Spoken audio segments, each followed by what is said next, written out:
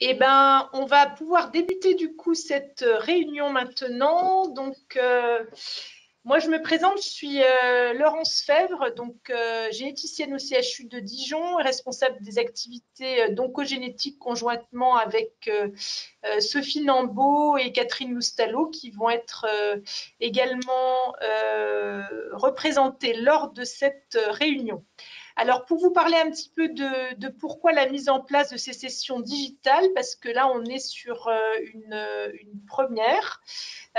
Comme effectivement, on a tous été bien impactés par l'épidémie qui a fait que les réunions que l'on avait commencé à prendre l'habitude de faire en présentiel n'étaient plus possibles.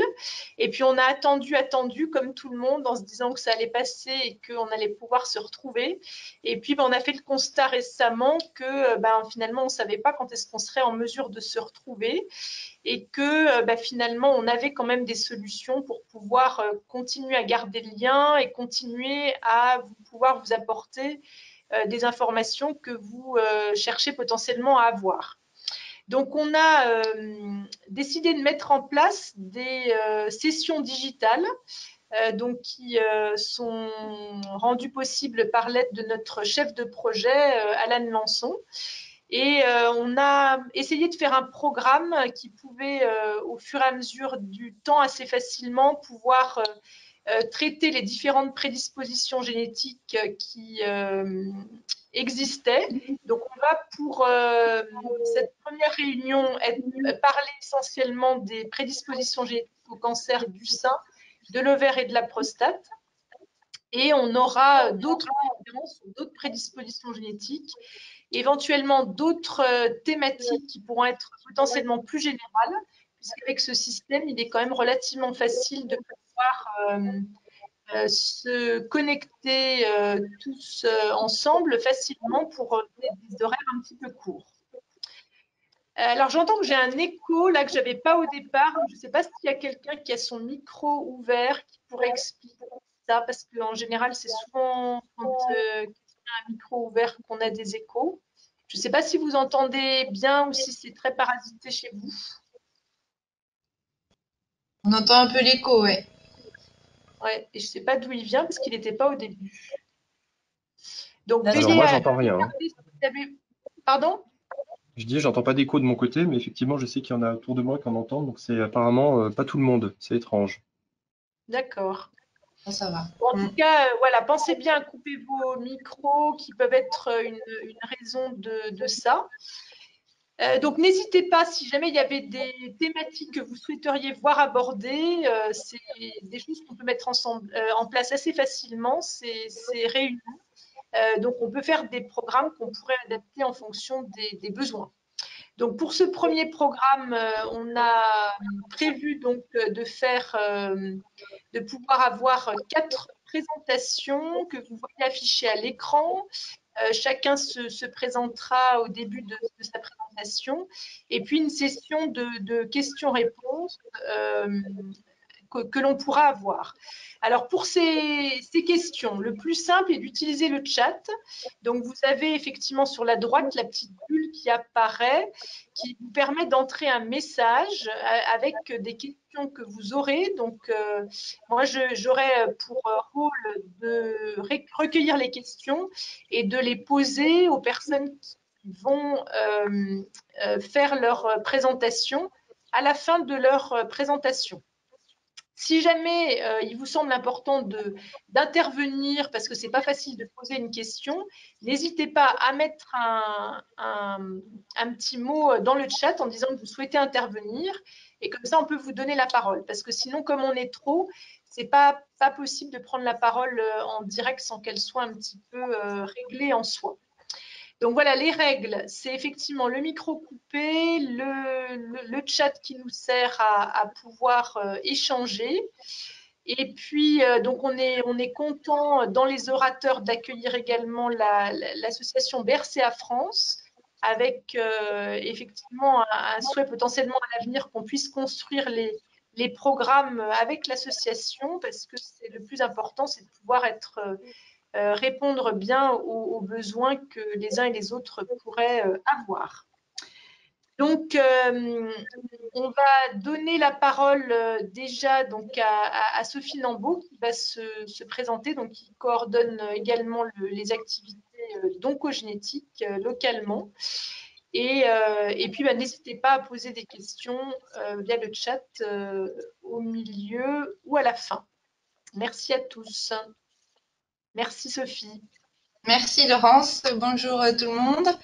Alors du coup, moi je suis Sophie Nambeau, donc je suis médecin généticien au CHU de Dijon, mais aussi au CGFL avec une activité oncogénétique. Et je voulais vous faire un petit point sur les prédispositions génétiques au cancer pour commencer cette session. Du coup, donc pour commencer, le cancer, on considère que c'est une pathologie qui fait intervenir plusieurs facteurs, des facteurs de l'environnement, des facteurs génétiques et une part liée au hasard, on peut dire. Et parfois, il peut y avoir un facteur génétique fort ou une part génétique un peu plus forte dans certaines situations. Du coup, voilà, pour faire un rappel sur ce qu'est un gène, donc il faut savoir que notre corps est constitué de milliards de cellules qui contiennent chacune un noyau, et dans ce noyau, il y a nos chromosomes sur lesquels sont répartis nos différents gènes, et tout ça est constitué d'ADN. Et l'ADN, on peut voir que c'est un enchaînement de lettres, enfin c'est un enchaînement de molécules, mais qu'on peut considérer comme des lettres. Et chaque gène contient une information génétique bien précise pour fabriquer ensuite une protéine qui aura un rôle bien précis dans le corps humain. Donc on a tous les mêmes gènes, on a tous le même mode d'emploi, mais il y a au sein de ces gènes, dans cet enchaînement de lettres, des variations qui peuvent parfois perturber leur fonctionnement et être associées à des prédispositions génétiques au cancer. Sur la diapo d'après, on peut voir, donc voilà, pour les gènes qui nous intéressent, BRCA1, BRCA2 et PALB2, c'est des gènes à la base de réparation de l'ADN parce que tout au long de notre vie, l'ADN est agressé par différents facteurs, des rayonnements ionisants, des rayons UV, le tabac, la pollution chimique par exemple, et ces facteurs extérieurs peuvent entraîner des lésions au niveau de l'ADN, et les gènes BRCA sont des gènes à la base de réparation de l'ADN qui doivent corriger ces lésions.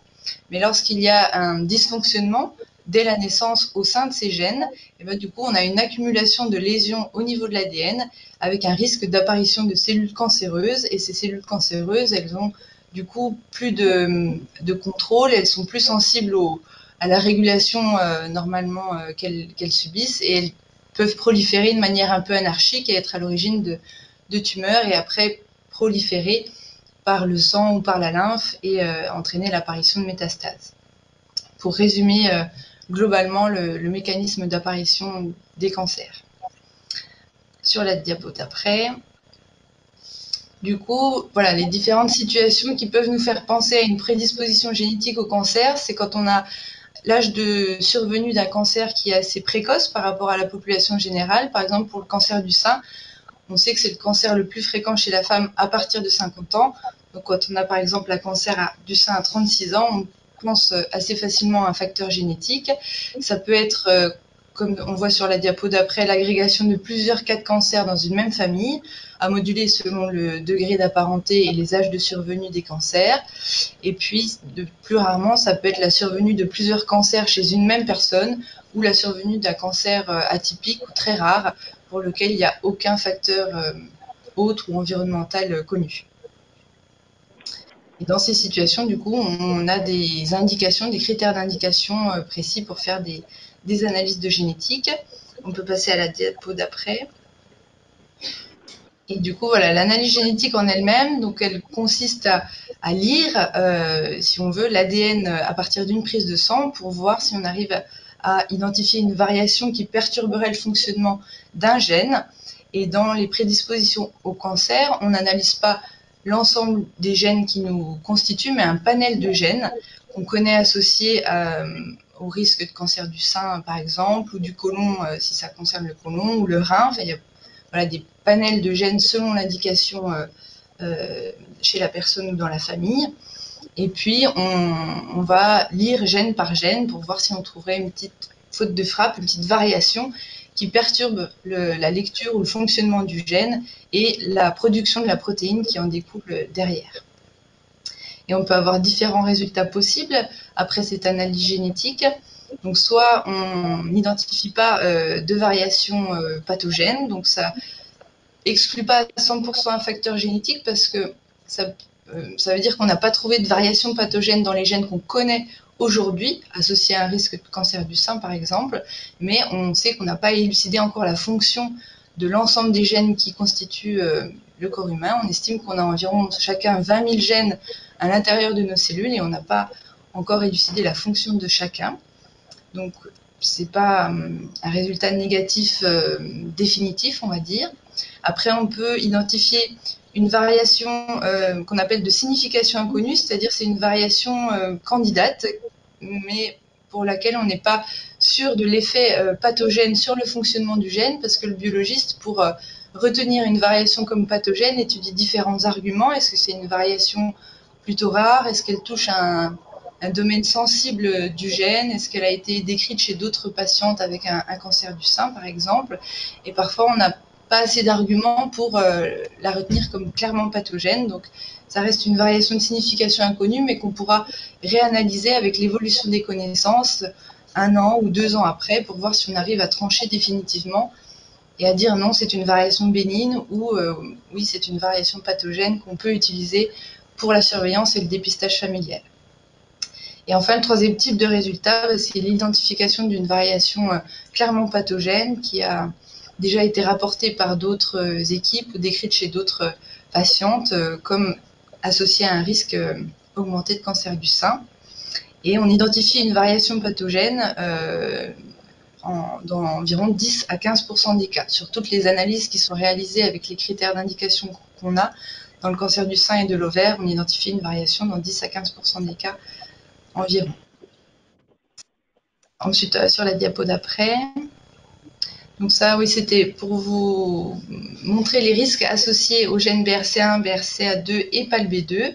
Donc là, le premier schéma, il montre le risque cumulé de cancer du sein avec les gènes BRCA. Donc on peut voir qu'avec le gène BRCA1, à 70 ans, le risque cumulé de développer un cancer du sein est d'environ 65% et d'environ 60% avec le gène BRCA2.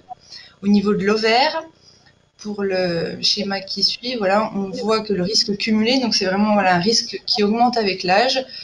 Avec BRCA1, le risque est aux alentours de 40% et avec BRCA2 aux alentours de 17%. On a un chiffre qui a disparu en cours de route.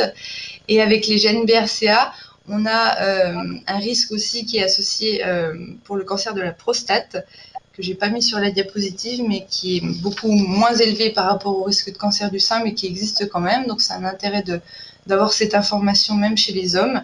Et on estime qu'on a un risque cumulé à 65%, d'environ 8% pour BRCA1, pour le risque de cancer de la prostate, et d'environ 15% pour BRCA2.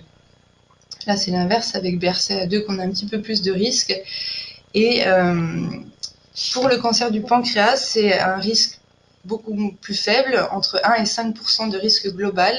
Et on a un risque aussi légèrement augmenté avec le gène BRCA2 de mélanome, mais il n'y a pas de données chiffrées, donc c'est vraiment beaucoup moins important qu'au niveau du sein ou de l'ovaire. Et pour le gène PALB2, on a un risque cumulé à 80 ans de cancer du sein chez la femme d'environ 53%, donc qui justifie une surveillance du même type que pour les gènes BRCA qu'on va détailler après. Chez l'homme, le risque est beaucoup plus faible et d'environ 1%. Et récemment, il a été rapporté un risque avec le gène PALB2 au niveau de l'ovaire d'environ 5% et qui justifie aujourd'hui de mettre en place une prévention qu'on va détailler après au niveau de l'ovaire, qui n'était pas recommandée jusqu'à aujourd'hui, mais il devrait y avoir des modifications des recommandations nationales sur ce plan-là. Et pour le pancréas, on a un risque aussi d'environ 2 à 3%. Sur la diapositive d'après, c'est voilà, le détail de la surveillance. Donc, quand il y a une mutation, une variation pathogène identifiée dans les gènes BRCA ou PALB2, il y a une surveillance mammaire qui est recommandée justifiée par ces risques qu'on vient de voir juste avant. Du coup, avec un examen clinique avec la palpation mammaire 2 fois par an dès l'âge de 20 ans et une surveillance par mammographie et IRM mammaire chaque année à partir de l'âge de 30 ans. Plus ou moins associé à une échographie mammaire selon la densité mammaire. Et il peut être discuté une chirurgie préventive mammaire à partir de l'âge de 30 ans, à discuter avec le gynécologue pour les différentes techniques possibles et selon le souhait de la patiente. Mais les deux alternatives sont possibles. Et au niveau des ovaires, donc pour les gènes BRCA, il y a clairement une indication d'ablation des ovaires et des trompes parce qu'on s'est rendu compte que la surveillance par échographie n'était pas suffisamment sensible pour détecter des lésions en train de se développer au niveau des ovaires, qui sont des organes plus profonds, plus difficiles à surveiller, et après, l'atteinte peut être assez évolutive rapidement. Donc, ce qui est recommandé maintenant plutôt, c'est à partir de 40 ans pour BRCA, une chirurgie préventive des ovaires et des trompes, et à partir de 45 ans pour BRCA2. Et donc, je vous disais, pour PALB2, ça va probablement entrer en vigueur cette année avec les recommandations nationales du groupe génétique et cancer avec les dernières publications qui sont parues, mais ce sera plutôt à partir de l'âge de 50 ans. Et pour les hommes, au niveau de la surveillance, il y a une surveillance mammaire, mais juste par un examen clinique, à moins qu'il y ait un antécédent de cancer du sein chez un homme dans la famille, on pourra faire une échographie mammaire en plus, et puis une surveillance prostatique à partir de l'âge de 40-45 ans chaque année, avec le dosage des PSA et le toucher rectal. Et après, la diapo d'après, c'est pour vous montrer le bénéfice de cette surveillance. Donc, on peut noter que la surveillance a un réel intérêt et un réel bénéfice en termes de gain de survie pour les personnes porteuses de mutations dans le gène BRCA1 ou BRCA2. On voit avec ce schéma sur la colonne de gauche que dans la population générale, le taux de décès lié au cancer du sein ou de l'ovaire est très faible, c'est les petites barres en jaune et en rouge, et qu'il est beaucoup plus élevé en cas de mutation dans le gène BRCA1, et que si on fait une chirurgie préventive au niveau des ovaires et un dépistage mammaire régulier, on a un gain de survie d'environ 21%. Et si en plus on fait la mastectomie à partir de l'âge de 40 ans, en plus de l'annexectomie, il y a un gain de survie en plus de 3,5%, donc il y a vraiment un réel bénéfice de cette surveillance et de ces prises en charge chirurgicales à visée préventive.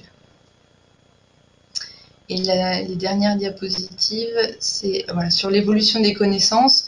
Donc, je vous disais, si on n'identifie pas de variation avec le panel qu'on réalise aujourd'hui, c'est pas un résultat négatif définitif parce que depuis 1994 où le premier gène BRCA1 a été identifié, on a identifié maintenant de nombreux autres gènes, le gène PALB2 en 2007 et aujourd'hui, on peut analyser 13 gènes dans un cadre diagnostique pour les prédispositions au cancer du sein et de l'ovaire. Et en plus, dans notre laboratoire, on analyse d'autres gènes qui ont été récemment identifiés, mais dont les risques associés restent à définir de manière un peu plus fine, parce que voilà, c'est des risques sûrement plus faibles que les gènes BRCA et peut-être qui sont sur un modèle polygénique, ce qui veut dire qu'il y a probablement l'intervention de plusieurs variations au sein de différents gènes pour qu'il y ait un risque significatif de cancer du sein ou de l'ovaire, donc avec un risque un peu plus difficile à définir. Mais bon, pour vous montrer que ça évolue. Et du coup, dans le cadre de l'évolution des connaissances, il y a des études de recherche qui sont menées, notamment sur la variabilité, parce que on voit que d'une personne à une autre, avec une même variation génétique, on peut avoir un âge de survenue du cancer plus ou moins jeune ou des présentations plus ou moins sévères. Donc ça, c'est le terme d'expressivité variable qui est assez connu en génétique. Et il y a 2 études du coup qui sont en cours en France. L'étude GEMO qui s'intéresse aux facteurs génétiques qui pourraient influencer les risques tumoraux chez les personnes porteuses d'une mutation dans le gène BRCA1 ou BRCA2. Donc voir s'il y aurait d'autres facteurs génétiques qui interviendraient et qui réguleraient l'expression de ces gènes. Et l'autre étude, c'est l'étude GENEPSO, qui elle s'intéresse plus aux facteurs environnementaux et notamment la durée d'exposition aux hormones avec le nombre de grossesses, les âges des grossesses, la contraception, l'allaitement, mais aussi l'alimentation, l'activité physique, des facteurs de l'environnement. Est-ce que tout ça a une influence sur les âges de survenue des cancers ou la sévérité? Et il y a un questionnaire du coup à remplir tous les ans pendant 3 ans, puis tous les 2 à 3 ans jusqu'à la 10e année de suivi. Et ça permet en même temps de voir si les femmes incluses dans cette étude ont un suivi bien régulier. Et la diapo d'après, du coup, c'est l'intérêt pour le traitement.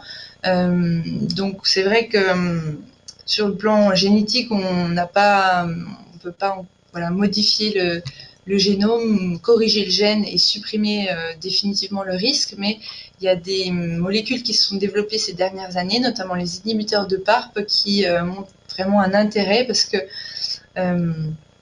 ils ciblent vraiment ces altérations, enfin, ils utilisent le mécanisme qui est altéré en cas de variation pathogène dans le gène BRCA1 ou BRCA2. Et du coup, il y a un réel gain de survie de plusieurs mois pour les personnes qui peuvent bénéficier de ces traitements. Et du coup, on a des indications dans le cadre du cancer de l'ovaire chez les personnes qui ont une mutation au niveau germinal, donc ça veut dire au niveau constitutionnel, au niveau de la sanguin, dans le gène BRCA1 ou BRCA2, mais aussi s'il y a uniquement une variation au niveau de la tumeur. Et pour le cancer du sein, localement avancé ou métastatique, HER2 négatif, il y a une indication aussi à mettre en place ce traitement s'il y a une mutation au niveau sanguin dans l'un des gènes BRCA. Il y a des études qui sont en cours également pour le cancer de la prostate, le cancer du pancréas, avec une multitude d'indications qui pourront probablement se développer à l'avenir. Et l'autre penchant de la génétique, donc ça permet de comprendre d'où ça vient, ça permet maintenant d'adapter le traitement, mais l'autre penchant, c'est aussi de savoir le risque de transmission pour la famille. Et pour ça, il faut savoir qu'on a tous nos gènes en 2 exemplaires, un qui vient du père, un qui vient de la mère. Et dans les prédispositions génétiques au cancer, il suffit qu'il y ait une variation à risque sur une des 2 copies du gène pour que il y ait un risque de développer un cancer. Et du coup, à chaque grossesse, il y a un risque sur 2 de transmettre la copie du gène avec la variation à risque et une chance sur 2 de transmettre la copie sans la variation. Donc il y a 50% de risque complètement lié au hasard à chaque grossesse de transmettre la variation à risque. Et Caroline vous fera le détail après. Voilà. Merci Sophie. On n'a pas encore de questions qui sont arrivées dans le chat, mais je pense qu'on va les faire en commun avec celles qui arriveraient après les questions-réponses qu'on va voir très rapidement là avec Catherine. J'en profite, comme tu as évoqué effectivement toute cette évolution qui donne effectivement aussi du sens à ces rencontres, hein, parce que effectivement, comme Sophie vous l'a dit, hein, la génétique est vraiment une discipline où on peut avoir beaucoup d'évolutions. Et donc, il est important de pouvoir garder le lien quand il y a des évolutions importantes. Hein, c'est vrai que c'est des choses sur lesquelles on peut effectivement interagir avec vous par des nouveaux courriers. L'autre point, c'est également du coup la participation à la recherche et à ce propos, du coup, je voulais en profiter pour vous signaler qu'on a dans le service actuellement une stagiaire en études de psychologie et qui serait particulièrement intéressée de pouvoir échanger avec des personnes qui ont eu une démarche de diagnostic présymptomatique pour une mutation BRCA et qui donc n'ont pas eu de tumeur, donc sont dans une situation effectivement de test réalisé. Et donc, je pense qu'elle va vous mettre là dans le chat l'adresse mail à laquelle elle peut être contactée. Donc, Mathilde, je veux bien que tu rentres du coup ton adresse mail dans le chat pour qu'on puisse le transmettre aux personnes qui nous suivent. N'hésitez pas à nous contacter si jamais donc, vous êtes intéressé par cette démarche. Du coup, l'idée, ce serait qu'il y ait 2 entretiens assez rapidement là, dans les jours ou semaines qui viennent avec Mathilde.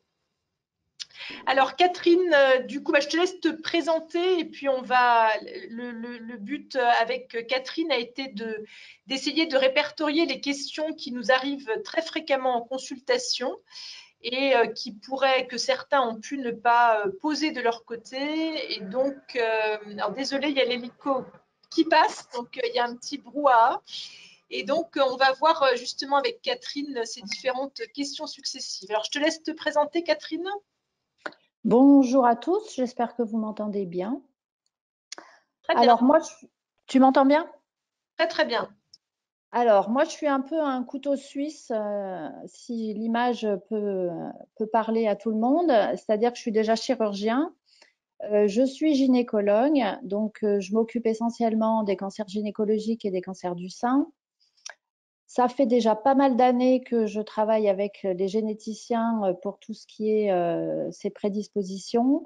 Et puis, j'ai une autre casquette qui est la reconstruction mammaire, ce qui me permet de traiter les patientes qui ont des cancers du sein un petit peu de A à Z, mais aussi de faire de la chirurgie prophylactique pour ces patientes et les patientes qui ont des mutations génétiques.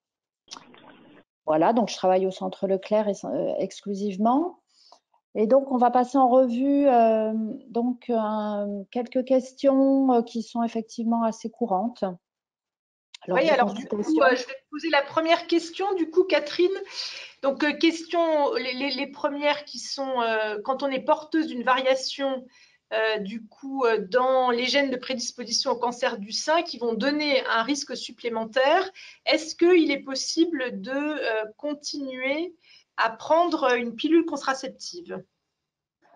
Alors, il y a deux situations, bien évidemment. C'est les patientes qui sont porteuses d'un cancer du sein lié à l'anomalie génétique. Et là, de toute manière, puisqu'on a un antécédent de cancer, on a une contre-indication absolue à toute pilule œstroprogestative. Donc, cette situation est assez simple. En revanche, les patientes qui sont asymptomatiques, qui n'ont pas développé de cancer, qui sont porteuses d'une mutation génétique, il n'y a pas de contre-indication liée à cette mutation génétique à continuer la pilule ou à la prendre. On garde les contre-indications habituelles des pilules œstroprogestatives, bien évidemment, ça ne se pose pas comme problème. Par contre, on sait aussi que ces pilules œstroprogestatives données chez ces patientes qui sont jeunes, qui sont mutées, peuvent avoir un effet protecteur sur le risque de cancer de l'ovaire. Donc, autant on ne dit pas qu'il y a un risque de développer un cancer à cause de la pilule, un cancer du sein, autant on peut dire qu'il peut y avoir une protection et qu'il peut y avoir donc un effet bénéfique à poursuivre cette pilule.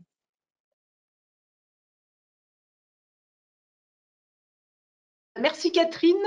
Donc la deuxième question qui est sur cette même situation de prédisposition génétique augmentant le risque de cancer du sein et de l'ovaire, est-ce qu'il sera possible de prendre un traitement hormonal à la ménopause? Alors, de façon identique, si on a fait un cancer du sein, on est contre-indiqué pour un traitement hormonal de la ménopause. En revanche, pour toutes les patientes qui sont asymptomatiques, mutées, la ménopause, en général, elle arrive un peu plus tôt puisque ces patientes mutées, on leur propose une annexectomie prophylactique vers l'âge de 40 ou 45 ans en fonction de la mutation génétique. Et bien évidemment, cette ménopause induite est des fois difficile à supporter. Alors, il n'y a pas de contre-indication au traitement de la ménopause. On peut le prendre. On sait qu'il faut le prendre probablement le moins longtemps possible et le moins dosé possible. En revanche, si on n'a pas de symptômes, on a tout intérêt à ne pas prendre ce traitement, ou si on a peu de symptômes de la ménopause, on est pareil tenté de ne pas en donner, pour une raison simple, c'est qu'on sait aussi que le fait d'être ménopausé de façon précoce avant l'âge normal qui est entre 50 et 52 ans va protéger la patiente et diminuer son risque de cancer du sein. On sait que l'annexectomie prophylactique à 40 ans baisse probablement d'environ 50% le risque de cancer du sein. En revanche, si on donne un traitement hormonal de la ménopause, eh ben, ce bénéfice sur le risque de cancer du sein est diminué. Et donc, il n'est pas contre-indiqué le traitement hormonal, mais il faut prévenir les patientes que si on en prend, ben, on a moins cet avantage lié à la suppression ovarienne. Merci Catherine. La prochaine question, alors n'hésitez pas en parallèle, hein, si vous avez des besoins de compléments, hein, de mettre dans le chat vos commentaires. Hein. Une autre question qu'on a souvent, c'est toujours dans une situation où on est porteur d'une variation qui donne un risque supplémentaire de cancer du sein et de l'ovaire. On propose du coup un suivi radiologique avec mammographie, IRM et puis éventuellement échographie dans le même temps. Mais certaines personnes nous disent, mais pourquoi est-ce qu'on ne ferait pas, on n'alternerait pas tous les 6 mois mammographie et IRM parce que ça pourrait potentiellement plus les rassurer. Évidemment, ce n'est pas constant parce qu'il y a aussi d'autres personnes qui trouvent que c'est très bien de ne pas avoir des surveillances trop fréquentes. Mais du coup, la question, effectivement, qu'est-ce que tu pourrais répondre à cette question? Alors, c'est vrai que ça pourrait paraître rassurant, mais il faut comprendre que tous ces examens, que ce soit la mammographie, l'échographie et l'IRM, sont complémentaires. Quand on fait une mammographie, on recherche une opacité, on recherche des microcalcifications. L'échographie va compléter cette mammographie pour, surtout dans les cas où on a des seins qui sont difficiles à regarder en mammographie, des seins très denses. Et l'IRM, elle va apporter autre chose. Elle va donner d'autres images et c'est vraiment l'association des 3 examens. Et de façon même très pertinente, il faut que ces 3 examens soient faits au mieux de façon rapprochée et par le même radiologue qui va lui-même faire la synthèse des 3 examens. On sait qu'on a un meilleur rendu et on a une meilleure observance et un meilleur diagnostic si on fait ces 3 examens de façon concomitante. Alors concomitante, on suggère même dans la surveillance de faire d'abord l'IRM. On ne peut pas tout faire dans 5 minutes, mais de faire d'abord l'IRM et ensuite de faire la mammographie et l'échographie, puisque l'IRM est extrêmement sensible, surtout chez les patientes jeunes. On va avoir beaucoup d'images parasites, beaucoup de prises de contraste qui ne sont pas forcément liées à une pathologie. Et faire l'IRM en premier permet de voir un certain nombre de choses et de compléter et d'infirmer, par exemple, un diagnostic par une mammographie et une échographie qui seront normales. Donc non, il vaut mieux faire tout en même temps et la surveillance 1 fois par an est suffisante à condition qu'on fasse dans l'intervalle un examen clinique qui permet de, en principe, rassurer les gens. On a une question qui est arrivée en parallèle, là, c'est de savoir aussi qu'il y a des questions des fois qui sont posées sur les moments du cycle. Est-ce que tu peux préciser peut-être ce point? Tout à fait. Donc, tant qu'une patiente a un cycle hormonal, donc avant sa ménopause, avant l'annexectomie, comme je vous ai dit, c'est les patientes qui sont jeunes de moins de 40 ans, elles ont des seins qui sont extrêmement sensibles aux hormones et l'IRM notamment doit être fait en première partie de cycle. Alors, c'est des fois difficile de se caler quand on a des rendez-vous qui sont donnés très longtemps à l'avance, mais plus ils sont faits tôt dans le cycle, meilleur sera le diagnostic et on sera d'autant moins parasité par des images ou alors il faut des fois refaire l'IRM. Donc, comme on a un accès à l'IRM qui quand même est relativement difficile, qui reste difficile, il faut essayer au plus près de faire dans la première partie de cycle. Merci Catherine. Alors, d'autres questions sur les imageries qu'on a aussi régulièrement.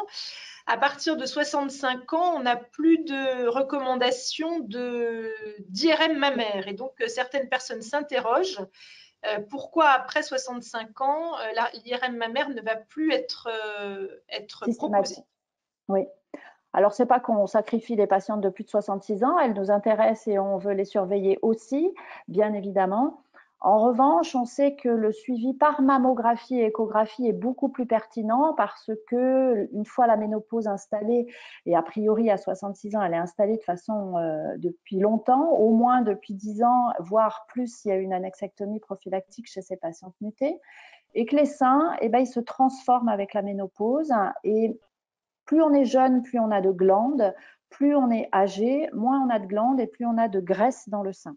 Et cette transformation entre la proportion de graisse et de glandes fait qu'au-delà de 65 ans, on a la plupart du temps des seins qui deviennent très graisseux et l'examen par mammographie est d'autant plus pertinent, complété éventuellement d'une échographie, est suffisant pour faire le diagnostic de cancer. Et ça n'est que dans des cas difficiles, où on garde des seins difficiles, où on peut être amené à faire en complément une IRM si la mammographie n'est pas suffisante. Mais en règle générale, et pour vraiment la plus grande partie des patientes, c'est suffisant. Donc, on arrête l'IRM pour toujours aussi un petit peu en question de place et de nombre d'IRM réalisables. Merci Catherine. Toujours une question sur la surveillance d'imagerie. On peut avoir parfois, comme on peut suivre éventuellement des personnes d'une même famille qui peuvent potentiellement s'interroger sur le fait que l'échographie, qui est effectivement optionnelle, peut parfois être réalisée chez certaines personnes et pas chez d'autres. Et donc, du coup, par exemple, quelqu'un peut nous dire, ah ben, ma sœur, elle a IRM mammographie, échographie, et moi, j'ai que IRM mammographie, pourquoi? Alors, autant la mutation génétique, elle va être la même dans toute la famille, autant les seins, ils ne sont pas les mêmes dans la fratrie et chez les sœurs. Et donc, comme je vous ai expliqué, la densité des seins, ça, elle est très individuelle. On peut avoir une sœur qui a des seins très denses et pour lequel eh ben, la mammographie seule sera difficile et elle va être complétée par l'échographie. Et en revanche, une sœur des fois pas forcément beaucoup plus âgée, mais qui va avoir des seins beaucoup plus graisseux et faciles à regarder en mammographie. Et à ce moment-là, on n'a pas forcément besoin de faire une échographie de complément. Donc, ça va dépendre essentiellement de la densité des seins et ça, ce sont les radiologues qui nous renseignent là-dessus et qui vont nous dire s'il est nécessaire ou pas de faire une échographie en complément de la mammographie. Alors, bien évidemment, on s'adresse à des radiologues qui sont confirmés en scénologie et qui ont l'habitude de faire tous ces examens-là. Merci Catherine. On va passer aux questions en lien avec la chirurgie, bon, qui vont répondre à des… On va aborder du coup certaines questions qui sont arrivées dans le chat après cette question-là parce que ça s'y prêtera plus. Donc, toujours en cas d'excès de risque génétique de présenter un cancer du sein et de l'ovaire, on m'a proposé une chirurgie mammaire préventive. Est-ce que ça annulera complètement mon risque de présenter un cancer du sein? Est-ce que j'aurais encore besoin de me faire surveiller? Alors malheureusement, il n'y a pas de risque zéro à la suite d'une chirurgie préventive. Pourquoi? Parce que le lien entre la glande mammaire et la peau qui est en regard du sein est très étroite et quand on fait une chirurgie prophylactique, on va bien évidemment conserver la peau pour faire en général une reconstruction mammaire, mais même si on ne fait pas de reconstruction mammaire, on laisse de la peau qui était en regard du sein et sous cette peau, dans l'épaisseur de la peau, il peut rester des îlots glandulaires. Et ça, c'est comme ça, on ne peut pas faire autrement. Donc, bien évidemment, la grosse partie de la glande est enlevée quand on fait cette chirurgie, mais il peut rester ces îlots glandulaires qui peuvent malheureusement être le siège d'un cancer plus tard. Alors, quand on fait une chirurgie, on ne fait plus la surveillance par mammo, écho et IRM annuel. Cet avantage-là, c'est d'alléger la surveillance. En revanche, il faut avoir une surveillance clinique. Et ce qu'il faut comprendre, c'est que s'il se passe quelque chose, cet îlot glandulaire qui va se développer, qui va développer un cancer, il est vraiment dans l'épaisseur de la peau. Et donc, cliniquement, c'est quelque chose qui est quand même surveillable. Et d'ailleurs, les examens de mammographie et d'échographie sont moins pertinents pour la peau parce que c'est des examens qui ne regardent pas bien la superficie, l'épaisseur de la peau. En revanche, l'examen clinique va bien surveiller ça. Donc, le risque zéro, il n'existe pas et la surveillance, elle est toujours nécessaire clinique après une chirurgie prophylactique. Merci. Du coup, ça répond à 2 questions qui étaient arrivées, qui étaient exactement là-dessus. Et il en reste une qui est un petit peu en lien avec ta première réponse, mais peut-être je te la pose quand même au cas où il y ait besoin de complément. Lorsqu'on a eu une double mastectomie après avoir eu un cancer dans chaque sein autour de l'âge de 35 ans, jeune, le risque de récidive est-il évalué? Alors, le risque de récidive, il est très difficile à évaluer parce qu'il est surtout lié à la tumeur elle-même. On sait que quand on est pris en charge pour un cancer du sein, le fait d'enlever la glande mammaire va éviter essentiellement le risque de récidive locale. Mais même dans cette récidive locale, on a beau avoir une mammectomie, on peut toujours, malgré les traitements, il peut y avoir de la chimiothérapie, de l'hormonothérapie, il peut y avoir eu de la radiothérapie pour limiter ce risque de récidive locale. Il va dépendre en fait de l'agressivité de la tumeur au départ. Donc, c'est différent du risque résiduel de cancer après une mammectomie prophylactique quand on n'a pas eu de cancer. Je vous l'ai dit, elle n'est pas nulle. Ce risque-là n'est pas nul. C'est encore un petit peu différent quand on a eu un cancer et qu'on fait une chirurgie radicale des 2 côtés, en général du côté où il y a eu un cancer et du côté contralatéral où il n'y a pas eu de cancer, parce que ce risque de récidive, il va dépendre de la tumeur et qu'on sait qu'il peut y avoir des récidives locales malgré les traitements et des récidives générales, que ce soit au niveau des ganglions ou que ce soit métastatique malheureusement, malgré les traitements qui sont faits. Donc, évaluer un risque général comme ça pour quelle que soit la tumeur, on ne peut pas donner ça et ça va vraiment dépendre de la nature de la lésion initiale. Merci Catherine. On a une autre question sur la chirurgie qui revient très fréquemment, qui est le fait que quand on a proposé à quelqu'un une chirurgie préventive, donc on m'a parlé de plusieurs techniques, comment est-ce que je peux choisir? Alors ça, j'allais dire, c'est assez difficile et ça nécessite souvent quand même pas mal de consultations. Bien évidemment, il faut s'adresser à des gens qui ont l'habitude de faire ce genre de chirurgie et qui ont l'habitude de prendre en charge, à mon sens, des cancers du sein. Tout va dépendre souvent de la morphologie quand même des patientes. On ne peut pas faire la même chose à quelqu'un qui est mince avec des petits seins ou quelqu'un qui est plus enveloppé avec des gros seins. Donc la discussion, elle va se faire sur les différentes techniques, bien sûr, de ce que les patientes veulent et de ce qu'on peut leur proposer. Alors nous, en tant que chirurgiens, on propose un certain nombre de techniques. Alors, il y a des techniques par reconstruction avec des prothèses, il y a des techniques de reconstruction par la graisse, il y a des techniques de reconstruction par des lambeaux où on apporte un tissu de la patiente et qu'on déplace. Et puis, une fois qu'on a exposé ces différentes techniques, ben, le choix, il va se faire. J'ai pas envie d'une cicatrice à un autre endroit, j'ai pas envie d'un corps étranger, j'ai plutôt envie de tel rendu, j'ai plutôt des gros seins ou j'ai plutôt des petits seins, qu'est-ce que je veux? Est-ce que je veux garder des gros seins? Est-ce que je veux les changer? Et ça va être un vrai échange avec le chirurgien plasticien pour essayer de déterminer ce qui est le plus acceptable pour la patiente. Et il n'y a pas une solution, il peut y avoir plusieurs solutions pour une patiente. Et finalement, ça revient quand même, après cette discussion et cette discussion très singulière entre le chirurgien et la patiente, un choix.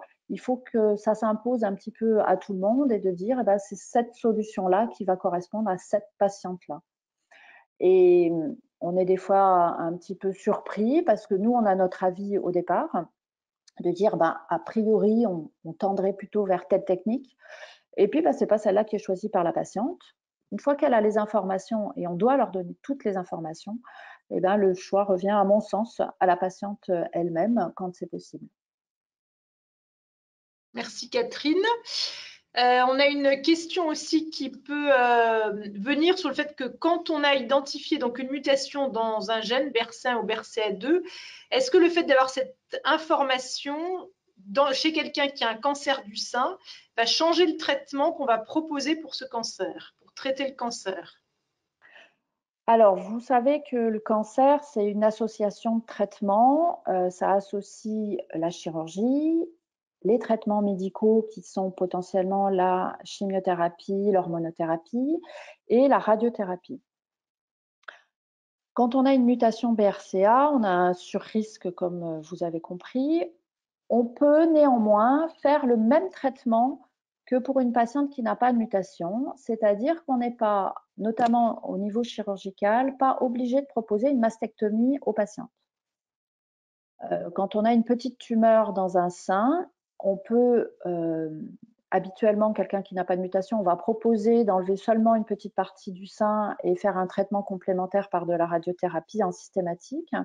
On peut proposer ce même traitement chez une patiente qui est mutée. On sait néanmoins que ces patientes mutées ont un risque un peu plus important, non pas de récidive de leur cancer plus important, mais de faire un autre cancer, que ce soit dans le sein contralatéral ou que ce soit dans le même sein. Après, ça reste effectivement une option de dire je fais un traitement chirurgical localisé avec un traitement complémentaire par radiothérapie ou je fais une chirurgie radicale. Ça, c'est pour la chirurgie. Donc, ça peut modifier un petit peu la prise en charge chirurgicale dans la discussion avec la patiente. En revanche, pour le moment, les traitements médicaux, on vous a dit qu'il y avait des inhibiteurs de PARP, ça ne concerne pour le cancer du sein qu'une petite partie des patientes et des patientes qui ont des tumeurs vraiment avancées ou métastatiques. Et là, on peut avoir un traitement spécifique. Sinon, pour les tumeurs qui ne sont pas à ce stade-là, le traitement va être le même que pour une patiente non mutée. Merci Catherine. On a une autre question qui peut venir chez dans les situations exceptionnelles de femmes très jeunes qui peuvent être porteuses d'une mutation BRCA, qui n'ont pas d'enfants et qui peuvent se poser la question de est-ce qu'elles doivent congeler leurs ovocytes. Alors, qu'on ait une mutation génétique ou pas, maintenant de façon quasiment systématique, ou au moins ça devrait être proposé à toutes les patientes jeunes, de faire de la préservation ovarienne.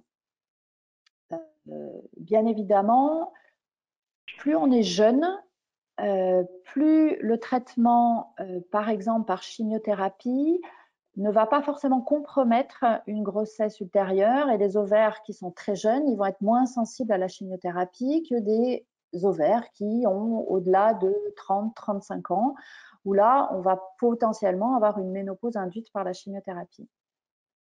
Mais néanmoins, tout ça, c'est très variable et on a des patientes jeunes qui ont eu une chimiothérapie et puis derrière qui ont eu une ménopause induite et à l'inverse, des patientes un peu plus âgées qui ont repris des cycles et puis qui peuvent faire des grossesses spontanément.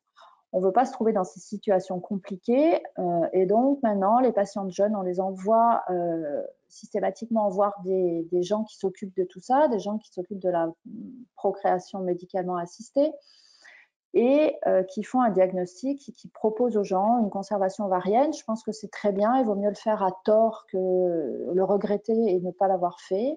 Bien évidemment, ça va dépendre des patientes qui ont déjà des enfants ou qui ont des projets ou pas d'enfants. Néanmoins, ce qui est compliqué, c'est que cette préservation ovarienne, elle est difficile quand on a le cancer du sein en place.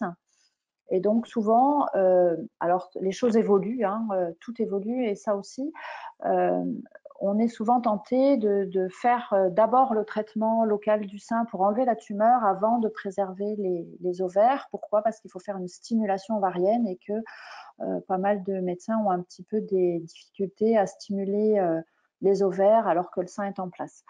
Ça dépend des types de cancers, donc toutes les situations sont possibles. Donc là, le message, c'est que effectivement, toute personne jeune doit voir un médecin spécialiste pour la préservation ovarienne. Merci Catherine. Et puis on a une dernière question qui est on est porteur d'une mutation BRCA, on a déjà eu un cancer du sein, est-ce que je risque d'en avoir un autre?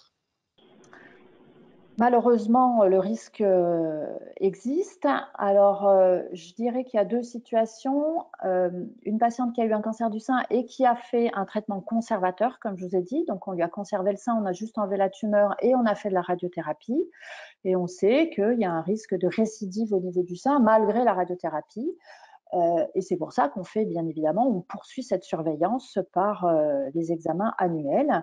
Et chez une patiente mutée, ça restera la mammo, l'échographie et l'IRM tous les ans. Et comme je vous ai dit aussi tout à l'heure, si on a fait une mastectomie, eh bien, le risque zéro n'existe pas. Donc, on peut faire une récidive dans le sein traité et enlevé. Et il existe aussi, dans les deux cas dont je vous parle, le risque de cancer contralatéral. Alors, la question d'après, c'est toujours de dire, j'ai été traitée d'un cancer du sein, j'ai traité un sein, qu'est-ce que je dois faire pour le sein contralatéral? Il n'y a pas de règle, parce que pareil, ça va être dépendant du type de cancer qui a eu lieu dans un sein, et finalement, et de l'âge de la patiente aussi.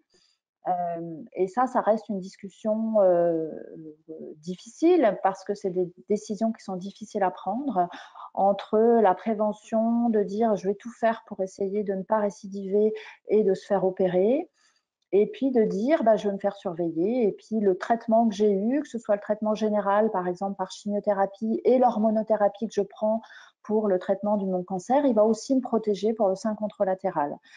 Donc, ça va rester des histoires très personnelles et les choix sont vraiment compliqués et demandent souvent une grande réflexion. Merci Catherine. Donc là, on a fini cette partie questions et on a eu une question dans le chat qui va faire une très bonne jonction avec le topo d'après qui va être présenté par Caroline qui se présentera. C'est du coup une personne qui signale avoir eu un cancer du sein lié à BRCA2 et qui demande du coup si sa famille a un risque. Alors du coup, si cette mutation BRCA2 n'est pas que au niveau de la tumeur, mais a été dépistée au niveau d'une prise de sang, oui, les membres de la famille peuvent être à risque. Hein. Cette mutation est souvent, comme ça vous avait été présenté dans l'arbre généalogique tout à l'heure, un risque sur 2 pour chaque enfant qui peuvent se faire tester. Et donc, si cette mutation est souvent héritée d'un parent, un risque sur 2 également pour les frères et sœurs. Et donc, du coup, ça fait une jonction avec, avec Caroline qui va justement vous parler de l'information à la famille. À toi, Caroline.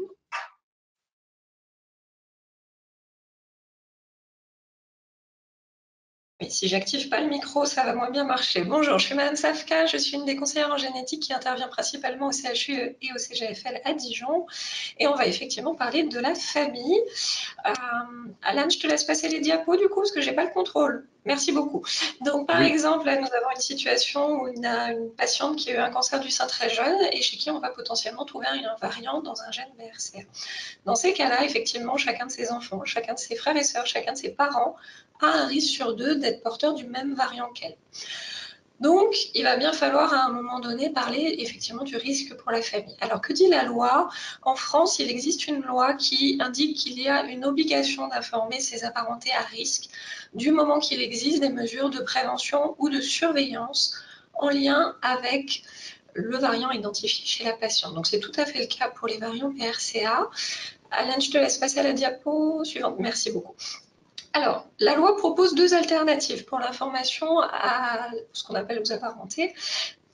Premier cas, le patient souhaite lui-même informer ses apparentés, il a des bons contacts globalement, et évidemment, on va lui fournir des documents pour faciliter cette transmission.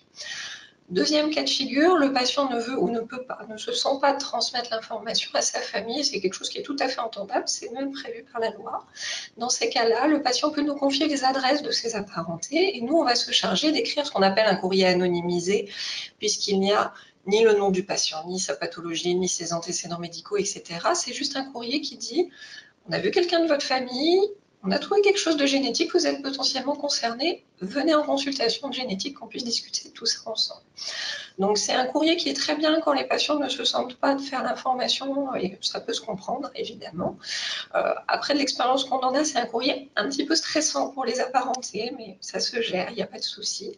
Et il faut savoir que si le patient n'informe pas sa famille lui-même et ne nous donne pas les adresses pour qu'on s'en charge, eh bien, aux yeux de la loi, il peut être poursuivi au terme de la responsabilité civile. Donc, ça ne prévoit pas de peine de prison, mais il peut être poursuivi au terme de dommages et intérêts pour la famille, de par le risque que son silence pourrait faire courir pour ses apparentés. Alors, diapo suivante, finalement, ok, c'est une obligation légale, soit. Alors maintenant, comment on fait? On est bien conscient que parler de génétique, ça fait peur, parler du cancer, ça fait peur aussi. Donc, on a mis en place depuis très longtemps des outils pour aider nos patients. Comme je vous disais, on fournit un document qui résume ce que c'est une mutation BRCA1 ou BRCA2, etc., que les patients peuvent transmettre à leur famille. Ça leur fait un support et ça permet d'ouvrir le dialogue. On encourage aussi nos patients à fournir systématiquement une copie de leurs résultats parce que c'est très important quand on voit les apparentés pour lancer les tests chez eux. Ensuite, je te laisse passer au point suivant. Sachez que toute la famille n'est pas obligée de venir à Dijon. Évidemment, on a des patients qui ont de la famille un peu partout en France. On a des collègues un petit peu partout en France, et tant mieux. Donc, la famille n'est pas obligée de venir à Dijon. Ils peuvent être pris en charge dans un autre centre de génétique. Et on est tout à fait là aussi pour aider les familles à s'orienter s'ils ne savent pas où se trouve le service de génétique le plus proche de leur domicile. Et on ne le dira jamais assez, il ne faut pas hésiter à revenir, à rappeler. On est vraiment là pour vous aider, que ce soit pour la transmission de l'information à la famille, comme pour d'autres moments de votre prise en charge. Il ne faut vraiment pas hésiter à nous solliciter. Du coup, dernière diapositive, on a essayé de lister quelques points qui revenaient souvent. C'est évidemment pas du tout une liste exhaustive. On a souvent des patients qui veulent vraiment informer leurs apparentés, mais parfois, la vie fait que on a perdu les adresses, les contacts des cousins, etc. La loi dit qu'on doit informer les apparentés qu'on peut retrouver quelque part. Bien entendu, l'information peut aussi passer par un tiers. Des fois, on est brouillé avec certains cousins, cousines, ça arrive. On peut demander à un oncle, une tante de faire passer l'information, c'est tout à fait possible. Deuxième point, on a souvent des parents qui sont patients eux-mêmes et qui nous disent, voilà, moi j'ai fait les tests, je suis porteur, j'ai dit à mes enfants, ils sont majeurs, mais ils ne veulent pas faire la démarche. Est-ce que vous ne pourriez pas leur écrire, les appeler, leur envoyer une convocation? Alors nous, tout ça, on ne peut pas, parce que tout individu majeur est responsable de ses actes et la loi dit bien qu'on doit respecter le droit de ne pas savoir. On est tout à fait conscient que c'est hyper frustrant pour des parents qui s'inquiètent pour leurs enfants, c'est bien naturel. Mais des fois, les enfants ont besoin d'un peu de temps avant de faire cette démarche-là. Et pour les femmes qui seraient à risque d'être porteuses d'une mutation BRCA et qui auraient par exemple 18 ou 20 ans, il est tout à fait possible de faire par exemple la surveillance clinique tous les 6 mois comme si elles étaient porteuses. Et ça peut leur laisser le temps de maturer leur décision et de faire la démarche au moment qui est le bon pour elles finalement. Et puis, dernière chose, les patients nous disent souvent, la loi prévoit d'une certaine façon une communication en sens unique. C'est-à-dire que le patient chez qui on trouve le variant va devoir informer ses proches, mais ses proches ne sont pas tenus de lui dire s'ils vont faire les tests, si oui, quels en sont les résultats, etc. Alors, c'est vrai que ça peut paraître un peu injuste ou frustrant, évidemment.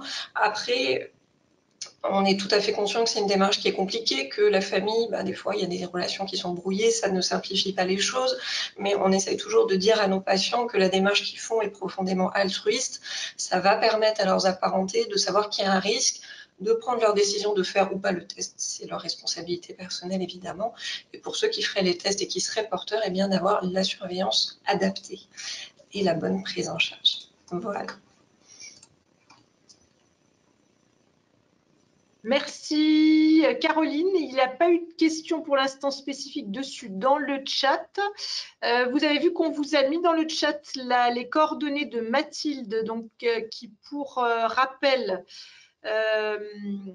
Mathilde du coup propose de pouvoir avoir un entretien avec 4 personnes qui auraient eu un diagnostic présymptomatique de mutation BRCA.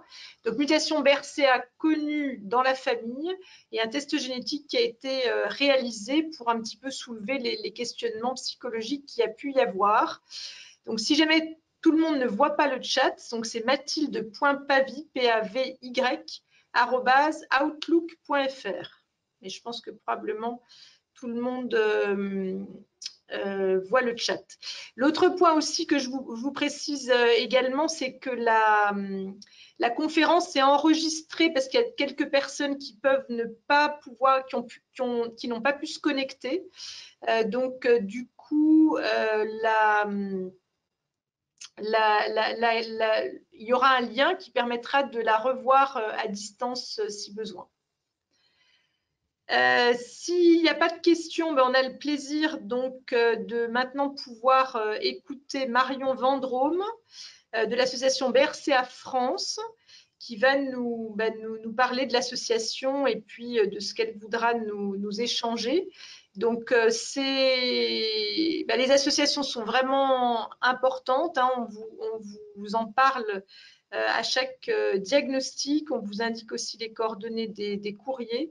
Donc, avec 2 associations qui sont présentes et avec qui on a le plaisir de pouvoir travailler et échanger.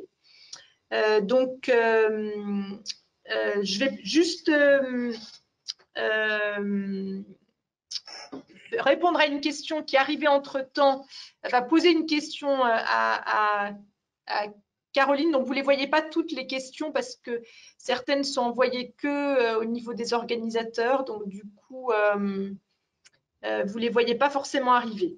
Il y a une question qui est arrivée qui demande est-ce que nous avons des retours suite aux tests faits sur les apparentés pour orienter les branches familiales et la poursuite des investigations. Donc, est-ce que la personne index a connaissance, par notre biais, des résultats des apparentés? Alors non, parce que le secret médical en France est attaché aux patients. Donc, même si nous voyons les parents du cas index de la personne chez qui on a trouvé le variant, nous ne pouvons pas appeler le cas index en disant c'est chez votre mère, c'est chez votre père. On n'a pas ce droit-là, puisque tout le monde a droit au respect de son secret médical, même si c'est souvent un petit peu embêtant dans notre spécialité. Mais voilà. Après, évidemment, les personnes chez qui on va dépister le variant familial, on va leur dire il faut à votre tour informer vos frères, vos sœurs, vos enfants, etc. La formation va se continuer en chaîne et de proche en proche chez les personnes dépistées positives. Donc, c'est vrai que le plus simple, c'est effectivement la communication au sein de la famille, même si on sait qu'elle n'est pas toujours très simple. Donc, on vous donne la parole, Madame Vendrome, du coup. Merci d'être là. Bonjour, je ne sais pas si vous m'entendez. Oui, ça va? Très bien. Bon, super. Bonjour, je vais présenter rapidement l'association BRCA France. En fait, on est une association avec des bénévoles, donc c'est essentiellement des gens qui ont la mutation génétique, BRCA 1 ou 2, des gens qui ont eu des cancers ou qui n'en ont pas eu. Voilà, des bonnes volontés qui veulent participer à toute cette simulation. Puis on a aussi toute une équipe scientifique. Il y a des médecins, il y a des oncologues, des oncogénéticiens. Et donc, nous, notre but, c'est d'essayer de transmettre des informations cruciales sur les avancées qui sont faites en matière de recherche, en matière de traitement, d'organiser des symposiums, des séminaires, de participer à des séminaires organisés par des hôpitaux, par différentes autres associations. Voilà, en fait, notre but, c'est d'essayer d'aider un petit peu tout le monde en faisant le maximum qu'on puisse, voilà, tout en étant bénévole aussi. Donc, des fois, c'est vrai qu'on n'a pas le temps de répondre à toutes les sollicitations, mais on est très heureux de pouvoir y participer quand on a les créneaux disponibles. Donc, on a un site internet où il y a pas mal d'informations, où vous pouvez poser des questions. On est également présent sur les réseaux sociaux, sur Instagram et Facebook, où on répond également aux questions et aux messages. Et là-dessus, sur ces réseaux, on essaye de transmettre le maximum d'informations sur les séminaires qui sont organisés à droite à gauche dans toute la France, sur des colloques, sur voilà, des avancées en génétique, parce qu'on a la chance de travailler avec le professeur Pujol, qui est un oncogénéticien aussi et qui a pas mal d'informations à ce sujet, qui fait avancer des choses.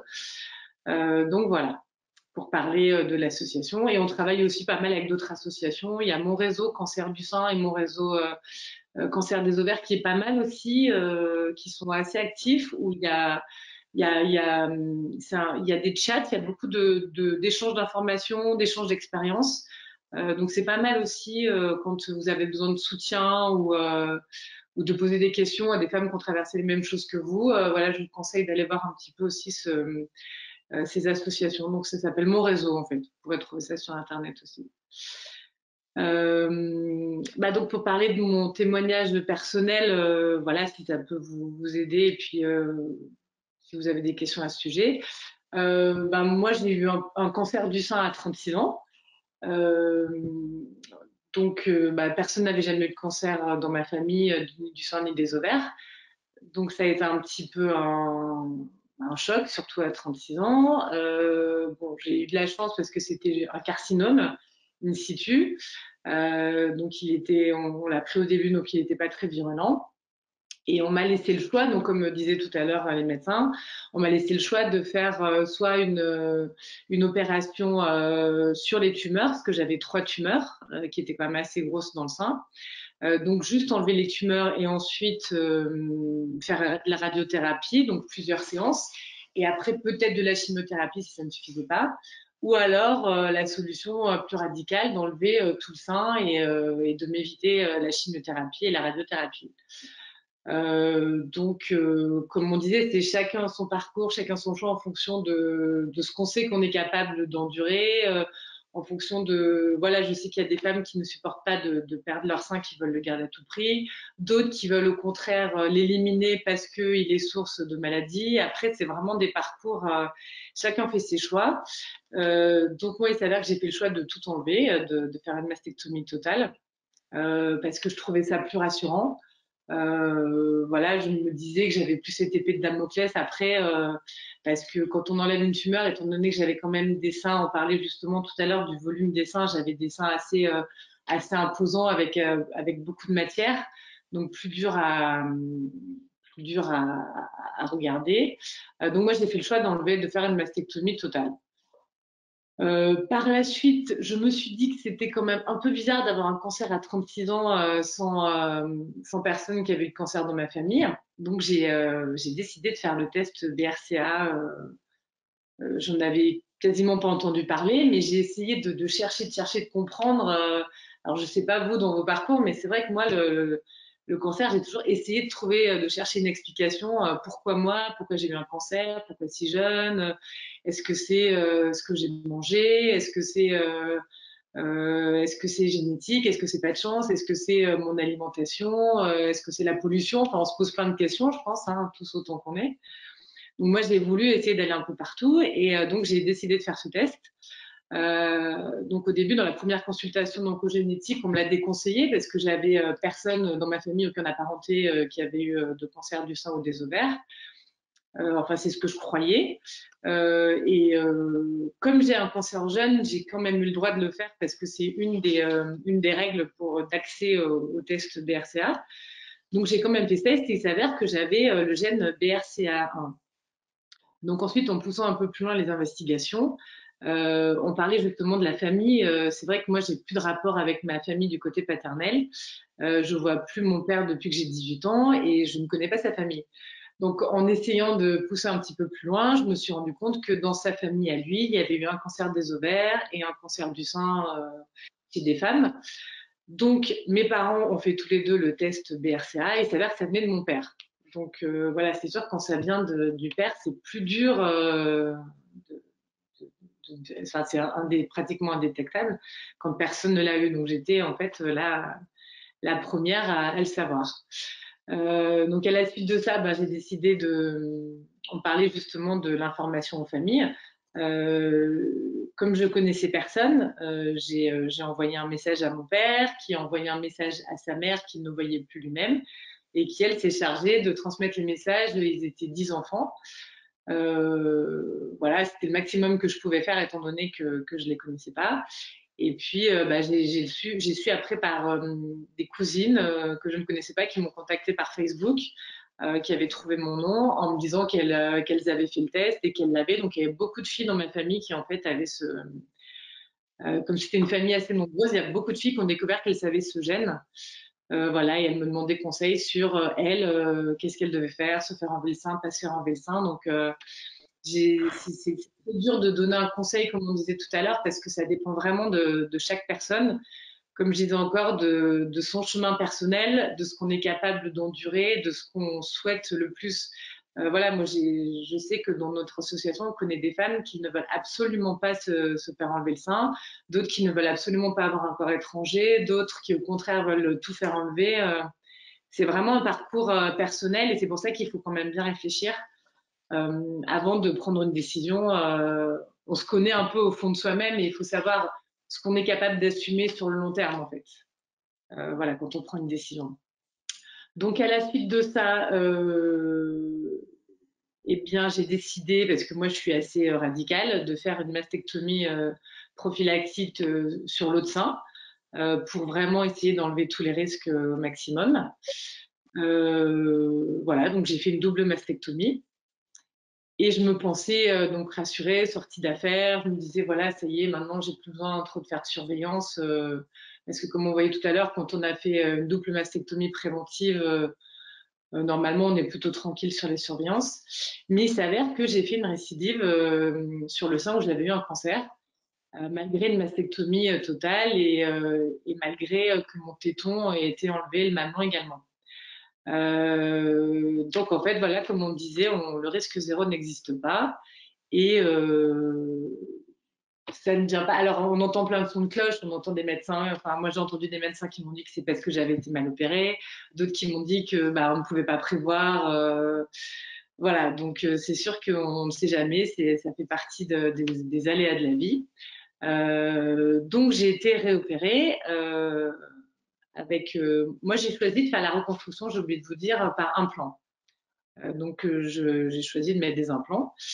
Et ce sont d'ailleurs les implants Allergan qui sont maintenant un petit peu sous les feux de la rampe.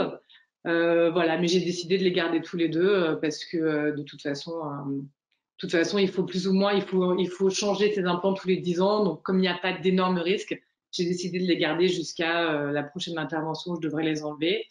Et je trouve que le risque lié à ces implants est faible par rapport au risque d'enlever des implants et de refaire, parce que chaque intervention est quand même un petit peu délicate. Donc voilà, moi personnellement, même si j'ai les implants qui sont sous les feux de la rampe, j'ai décidé quand même de les garder. Donc j'ai eu une deuxième opération de cette récidive qui s'est pas trop mal passée. J'ai pu garder mon implant. Voilà. Et puis j'ai décidé en parallèle de me faire enlever les ovaires avant 40 ans parce que je n'arrivais pas à vivre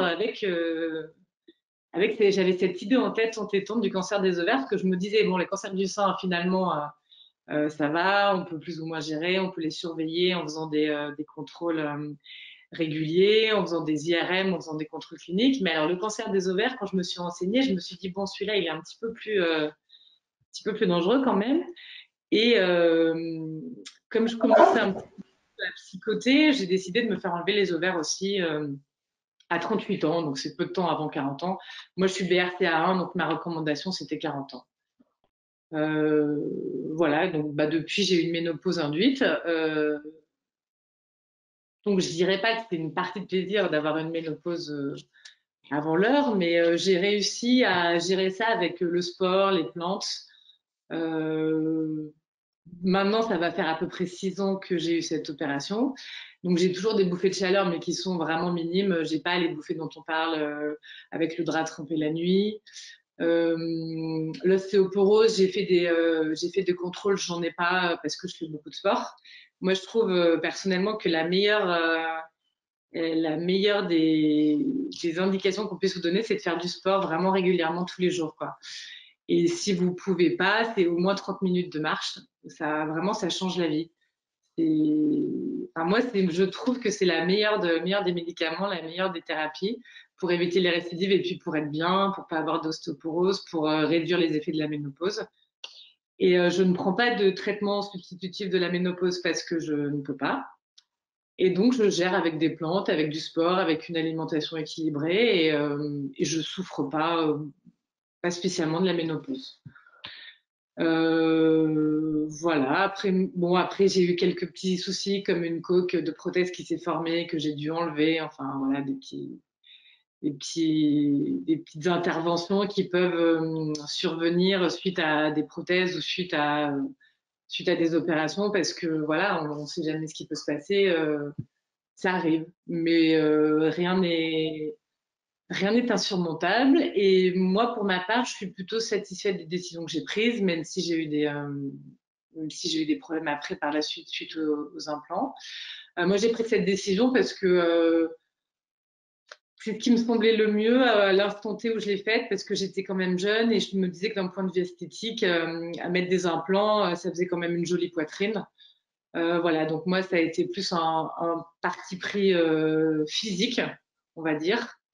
Euh, voilà, mais qui est totalement personnel. Mais je regrette pas d'avoir fait ça. Je me sens plus rassurée maintenant, même si j'ai eu une récidive. Bon, bah ça, voilà, comme on disait, hein, ça, le risque zéro n'existe pas. Mais je me sens plutôt sereine en essayant d'avoir une vie saine, en essayant de faire beaucoup de sport, en essayant de manger sainement, et puis en essayant surtout voilà, d'être épanouie, de me changer les idées. Je pense que moins on y pense, plus on s'enlève potentiellement des risques ou des mauvaises ondes d'être malade, parce que je crois beaucoup au côté positif du cerveau sur le corps. Donc c'est pour ça aussi que j'ai décidé de faire partie de cette association et de m'investir et d'essayer d'aider les gens. Voilà, pour penser un petit peu moins à mes propres problèmes et puis aider un peu les autres. Je trouve que ça apporte beaucoup d'être positif. Voilà. Donc je ne sais pas si vous avez des questions par rapport à tout ça. Merci en tout cas pour cet échange. Et il n'y a pas de nouvelles questions dans le chat, mais n'hésitez pas si vous en avez. Pareil, si jamais vous voulez. Alors, on a des remerciements de Marielle qui remercie pour ce beau témoignage. Si jamais il y en a qui veulent prendre la parole, puisque maintenant on va être sur le moment des questions, donc vous n'hésitez pas à la demander si vous voulez prendre la parole aussi. Je vais, dans l'attente que vous puissiez éventuellement taper vos questions, juste répondre à une question qui est arrivée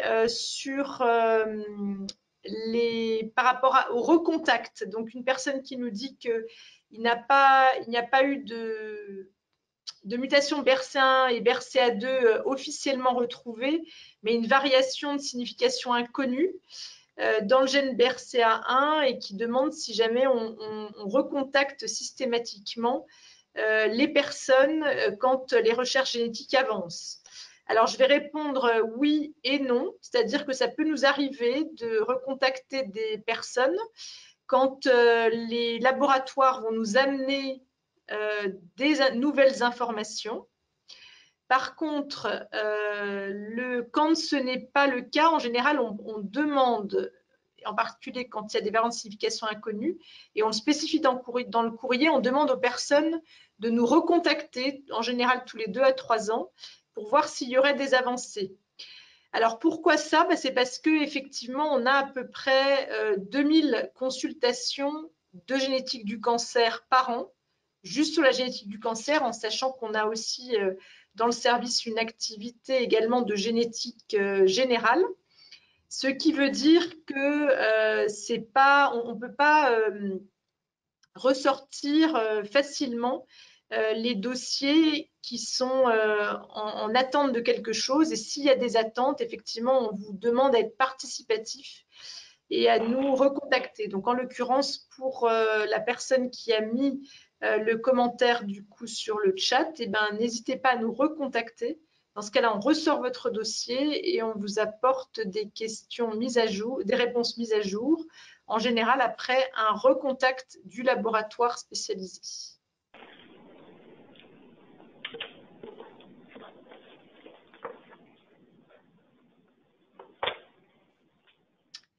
Alors, il y a quelqu'un qui a ouvert son micro. Est-ce que c'était éventuellement pour intervenir? Il reste à peu près 5 minutes où on peut échanger, poser des questions éventuellement, des commentaires. Hein, ça peut ne pas être forcément des questions. Ça peut être également des commentaires. Ça peut être également des thématiques que vous voudriez bien voir lors d'une prochaine réunion. Enfin, ça peut être tout ce que vous souhaitez. Et s'il n'y a pas beaucoup de questions, vous pouvez ouvrir votre micro et parler si vous voulez.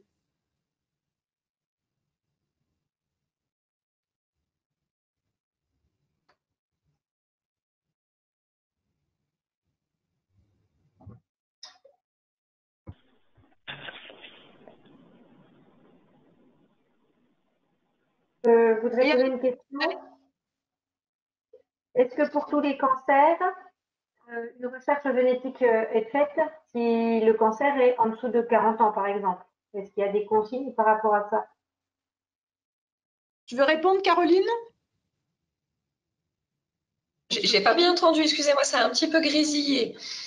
Est-ce qu'on fait une recherche génétique pour tous les cancers de moins de 40 ans? Alors, pour tous les cancers du sein, oui, pour tous les cancers de l'ovaire aussi, mais ce n'est pas forcément le cas, par exemple, pour une tumeur de la peau qui s'appelle un basocellulaire, qui est très fréquent. C'est pas pour tous les types de cancers qu'on va lancer des analyses, mais pour ce qui est du cancer du sein, oui, avant 40 ans, on va lancer les tests. Et pas après 40 ans? Alors, après 40 ans, ça va dépendre de plusieurs choses.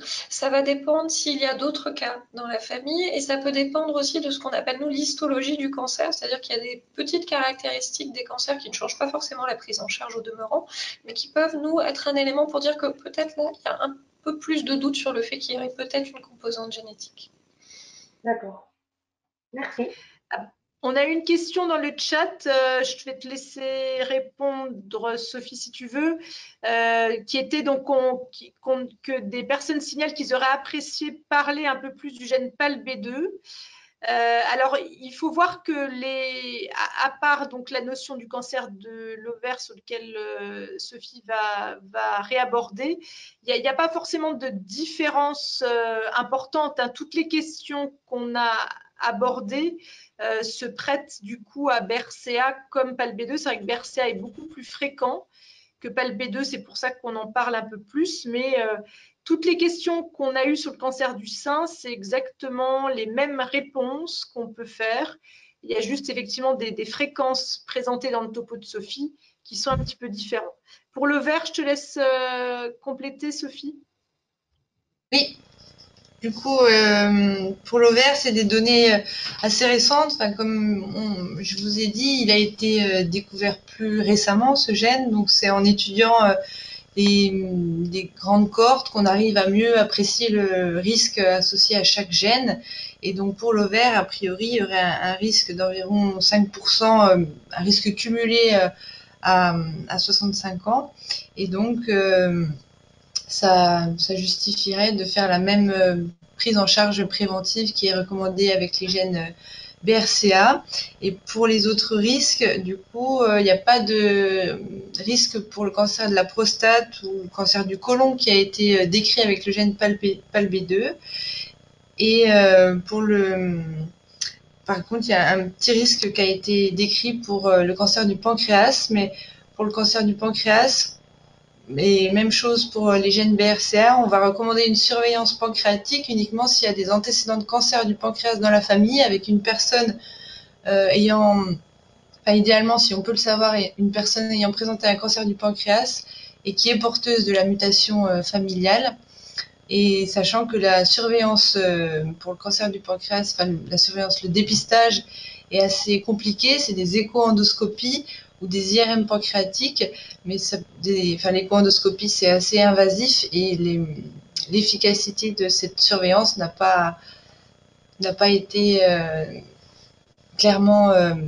n'est pas clairement significative, et du coup on essaie d'évaluer la balance bénéfice-risque. Donc pour l'instant elle est recommandée quand il y a des antécédents familiaux de cancer du pancréas avérés et liés à la mutation.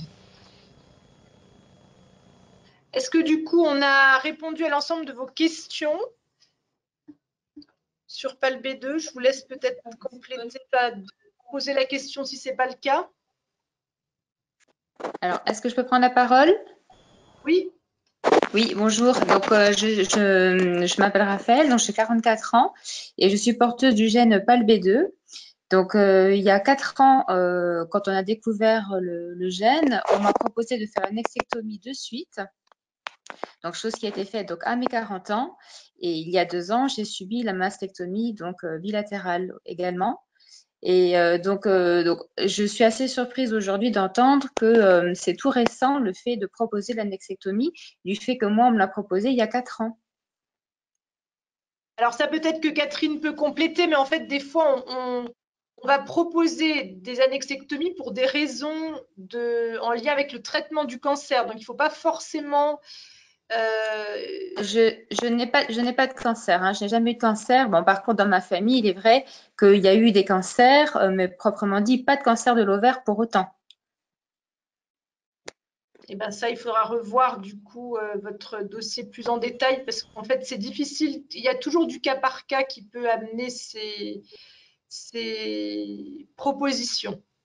D'accord. Bon, de toute façon, je pense que la sécurité était peut-être le point d'honneur et ce qui était fait, je ne regrette pas pour autant. Je me suis mise en sécurité absolue.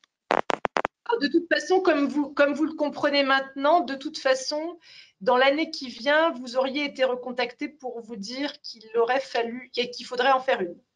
Donc, du coup, là, voilà, les recommandations sont en train de voir le jour et les personnes qui sont porteuses de mutation de PALB2 vont être recontactées pour dire effectivement de revenir en consultation pour réexpliquer cela. Ok, très bien. Catherine, il y a une question qui est par rapport au coq. Il y a une question dans le chat qui pose avec une question sur les coques. Est-ce que c'est fréquent d'avoir des coques? Et lien coque-prothèse, voilà. Merci à toi si tu peux préciser ça. Oui, un petit mot. Alors les coques, c'est quelque chose, ça n'est rien d'autre que le tissu de cicatrisation qui se fait autour d'un corps étranger, quel que soit le corps étranger qu'on met dans le corps. Après, elle est plus ou moins importante et donc elle va se développer plus ou moins. J'allais dire, c'est comme toute cicatrisation, elle est très individuelle. Il y a des gens qui vont faire une coque parce qu'elle se fait toujours, mais qui va être très souple et donc qui ne va pas parler d'elle. Et puis, il y a des gens qui vont faire des coques beaucoup plus importantes, comme il y a des gens qui font des cicatrices, j'allais dire, moins jolies et plus fibreuses. Il y a des facteurs de risque quand même au développement des coques. C'est si on a eu, par exemple, pour le sein, un antécédent de radiothérapie, que ce soit une radiothérapie antérieure à la pose de la prothèse ou une radiothérapie après la pose d'une prothèse. Et là, on sait que le risque de coque évolutive est beaucoup plus important. Sinon, ça reste un risque qui existe avec tout corps étranger et qui est individuel. Merci Catherine. Une autre question qui est toujours en lien avec PALB2, du coup par rapport à l'information sur les ovaires. Donc en demandant si, en ayant 69 ans, avec une mastectomie réalisée déjà, est-ce que vous allez être recontacté pour les ovaires? Probablement oui. Probablement oui, même si les recommandations sont en train d'être écrites, mais comme le risque de cancer de l'ovaire est souvent tardif, a priori oui. Un autre question qui est arrivée sur lien entre mutation HER2 et cancer du sein, BRCA. En fait, HER2, c'est des caractéristiques de tumeur, ce n'est pas des mutations qu'on a transmises par la famille. Donc, c'est vrai que c'est un peu, tout ça est un peu compliqué parce qu'effectivement, des fois, on vous parle de génétique, mais au niveau de la tumeur, des fois, on vous parle de génétique qui est transmise dans les gènes. Donc, ça, c'est différent. Et puis,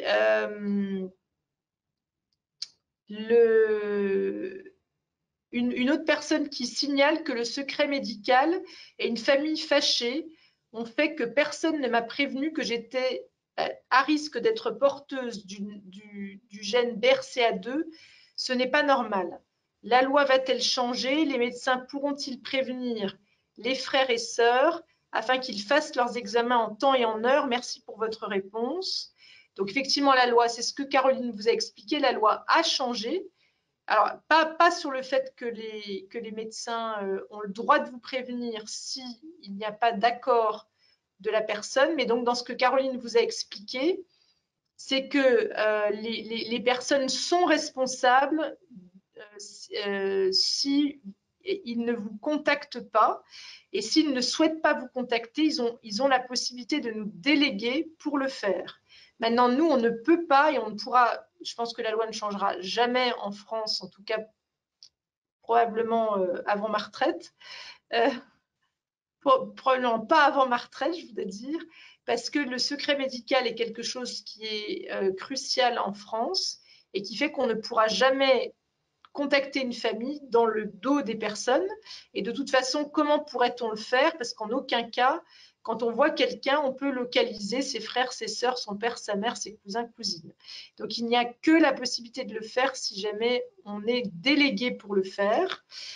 Pour le coup, depuis que cette loi est passée, ça se passe très bien, c'est-à-dire qu'on explique aux personnes les contraintes avant de faire le test d'ailleurs maintenant. Et les personnes, quand elles ne souhaitent pas informer leur famille, eh bien, effectivement, elles nous délèguent de le faire et nous transmettent les contacts. Maintenant, la limite est si cette personne-là n'a pas les contacts, ne connaît pas, quelqu'un qui ne connaît pas sa cousine, qui ne sait pas où elle habite, eh ben, elle n'est pas en devoir. Pour le coup, le devoir, c'est uniquement pour ceux qu'on sait localiser. Donc là, il existe effectivement des ruptures absolues de la famille, ou si on ne sait même pas où ils habitent, qu'on n'a aucune coordonnée, ben, on ne nous demande pas de faire des enquêtes policières pour le faire. Et il y a une question. J'ai un petit commentaire à ce propos-là, Laurence, si je peux prendre la parole. Oui, bien sûr, bien sûr. Ce qui nous rend, nous, des fois, en cliniciens, des situations très, très compliquées, c'est quand on suit un certain nombre de patientes dont on sait qu'elles sont sœurs et que l'information n'a pas circulé et qu'effectivement, on connaît le statut génétique d'une sœur et on ne peut pas s'en servir pour la sœur, l'autre sœur qui n'est pas au courant. C'est vrai que c'est compliqué, mais on fait avec. Et la dernière question qu'on va prendre, Catherine, c'est une personne qui demande, c'est un cancer de l'ovaire à 73 ans et c'est fréquent. Est-ce que c'est fréquent à 73 ans? Oui. Ça, oui. Ah ben, le cancer de l'ovaire, le pic de fréquence dans la population générale, il est autour entre 60 et 70 ans, même plutôt 70 ans. Donc oui, c'est pas une maladie très fréquente, puisqu'en France, on a à peu près 3000 nouveaux cas de cancer de l'ovaire par an. Donc ça reste un cancer pas très fréquent, mais le pic de fréquence, oui, c'est plutôt 70 ans. Alors, pour aller rechercher une anomalie génétique, maintenant on les cherche chez tout le monde, quel que soit l'âge du cancer de l'ovaire. Pourquoi? Parce que on retrouve quand même des anomalies génétiques, et puis surtout parce que maintenant on a un traitement qui est très important et qui peut être spécifique quand on a une mutation génétique. Bien évidemment, plus le cancer de l'ovaire apparaît jeune, plus on a de risques de trouver une anomalie génétique. Non, Catherine, pardon, on est au bout de notre timing, donc on va se séparer ici. Donc je vous ai mis dans le chat l'email de Alan. Merci d'avoir organisé pour l'organisation de cette réunion. Donc le mail d'Alan pour faire remonter vos éventuels commentaires. Peut-être qu'il vous fera passer une petite enquête de satisfaction qu'on vous remerciera de remplir, parce que du coup, le but est de voir comment on peut améliorer cette première essai. Savoir si ça vous a paru important, si voilà, s'il y a des choses que vous aimeriez voir aborder la prochaine fois, etc.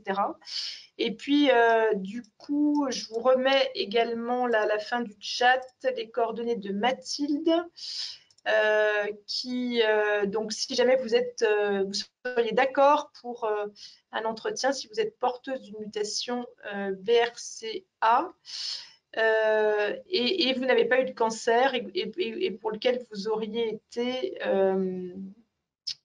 testé. Pour la suite, on a prévu du coup de faire 2 autres réunions, une sur les prédispositions génétiques au cancer du côlon, qui est couplée au risque des cancers de l'utérus et de l'ovaire également, et une autre réunion sur le syndrome de une prédisposition génétique à divers cancers. Mais on est effectivement tout à fait ouvert aussi à des thématiques générales qui pourraient intéresser toutes les personnes avec les prédispositions. Et une des idées qui a été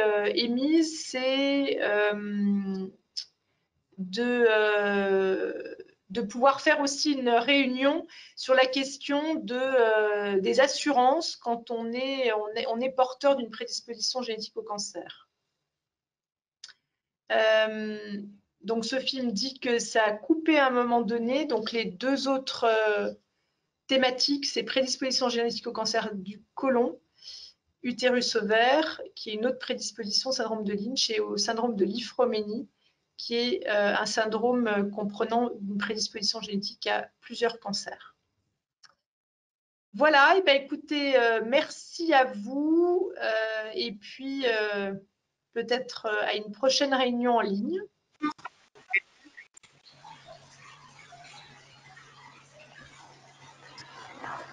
Merci à tous. Merci. Bonne soirée. Bonne soirée, Merci beaucoup. Bonne soirée, merci. Bonne soirée. Merci. Merci beaucoup. Merci, au revoir.